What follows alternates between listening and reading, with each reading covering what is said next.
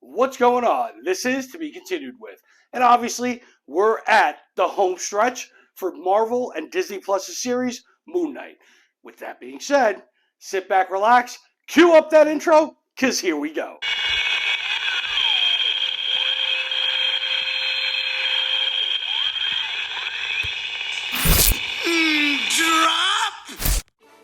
We are breaking down the perfectly named fifth episode of Moon Knight. It's titled Asylum, and it starts off with a scream. Well, actually, it starts off with three screams. The first one is a woman that says it's all your fault. Then, the second scream is from Taweret, the hippo goddess from the last episode. And finally, the last scream comes from Mark, who ends up back in the psych ward in front of Arthur. And Arthur is analyzing things between sense and nonsense and kind of sets the tone for this episode's installment. He states that this hippo that Mark's talking about can actually break down the walls between Mark and Steven so that they might finally understand what's going on. From there, Arthur asks Mark to continue telling him about the little boy, and Mark starts praising Arthur and saying that he's really good and starts acting erratic in a way to kind of get out of there. But he acts so erratic that he's actually restrained and sedated, which suddenly shifts things back to where episode 4 ended. And now we see Mark and Steven screaming at the sight of Taweret, who in this episode is going to be their guide through the afterlife. She explains to them that they're in Taweret, which is a realm that is perceived differently by many when they die. And as a perfect example, she mentions the ancestral plane from the Black Panther movie as being one of them.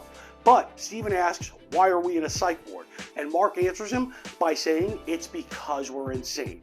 Now, after some chit-chat between the three of them, Mark decides to check on some ways to get out of the psych ward, but ends up opening up a door that leads them to the Egyptian underworld. From there, Taweret informs us that in order for them to pass through, they must have their hearts in perfect balance to enter paradise. The problem is that both Mark and Steven's hearts are incomplete due to them not knowing the truth about each other. Now they walk back into the psych ward hallway and they see that each room now represents their memories from the past. They end up entering one room where we see Mark's victims who were criminals and murderers from his days of being a mercenary. Then Steven suddenly spots a child in that same room, and when he tries to catch up to him, they are transported back to when Mark was a young boy. We see his dad, his brother, and Mark, along with his mom, who was actually that lady screaming at the beginning of this episode. And Mark and his brother decide to go off and play Tomb Buster, which was that Indiana Jones spoof show that was being played on the TV in the psych ward in episode 4. Now, in this memory, Steven actually tries to save Mark's brother because the two went into a cavern that is filling up with water.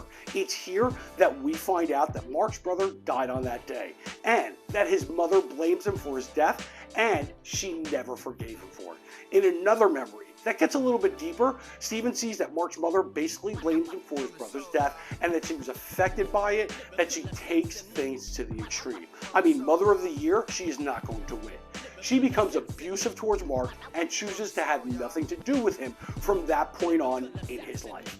More memories are shown from various points in Mark's life, which allows Steven to see them all. Hell, we even see the moment where Mark meets Khonshu and they strike a deal for Mark to become his Knight of Vengeance because he's on the brink of death. They then hear screams and they go back to Taweret, who explains that she's seeing souls entering this realm at a rapid pace and that this is not normal. They then ask her if she can send them back or somehow get word to Layla. But the catch is that they need to free Khonshu as well so they can get the Moon Knight suit and heal them from the gunshot wounds that got them there into the first place. Now Taweret tells them to go, complete your healing process and to go through the rest of your memories. Let me do what I have to do. And they take her advice, and Steven asks Mark to let him see what he was hiding as a child. And with Mark being so terrified, he actually snaps, and suddenly Steven is back in Arthur's office with Arthur. Now, when this series started, I mentioned that this was mixing in elements of Indiana Jones meets Fight Club with a dash of Memento thrown in. But now, we're also adding aspects of the movie 12 Monkeys and Inception. It's that crazy because now we're getting pieces of Mark's childhood as well as the reason Steven exists, since he was created by Mark to deal and avoid with his painful past. But it's done in a way where you can't tell if it's a dream inside a dream or if it's just a hallucination of a simple and fractured mind. It's so crazy that Steven, like I mentioned, takes over the body, but he's still in the psych ward with Arthur. And Arthur is now messing with Steven, and we then see the moment where Steven actually manifests for the first time in Mark's body and completely takes over. Oddly, it's the day of his mother's death, and they're both getting an understanding of why things are the way they are. The ground starts to tremble, and they find Taweret again, only to be attacked by the dead, specifically Mark's previous victims.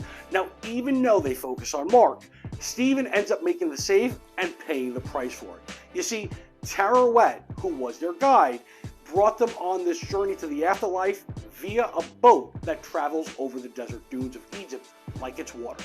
Really cool effects. But what happens? Steven helps Mark and he falls overboard and he's now trapped with all the other dead souls. He's actually turned into sand at that particular moment. And also at that moment, those scales become perfectly balanced and Mark ends up in the reeds, which is basically the Egyptian version of heaven. The episode ends and we are down to only one episode left for this great and off-the-wall series. The interesting thing about this series is that for now, it's a one and done, meaning there is no season 2. But I'm hoping that this character does end up jumping to the big screen and joining the rest of the MCU characters on movie theater screens. Another thing that caught my eye is this.